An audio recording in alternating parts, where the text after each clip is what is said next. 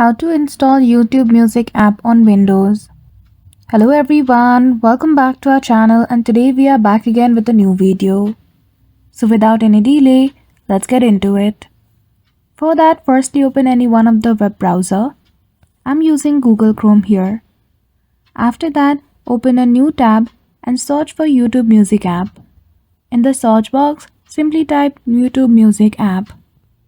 After that, in the results at the top, you will see the official website of YouTube Music.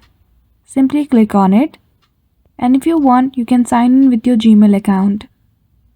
Once the website opens, simply go to the three dots beside your profile icon at the top right corner. Then after you will see a menu. Scroll all the way down to go to the option of Cast, Save and Share and choose the option of Install Page as Application. Then from the prompt at the top, click on Install and shortly the application will be installed in your device. So that's it.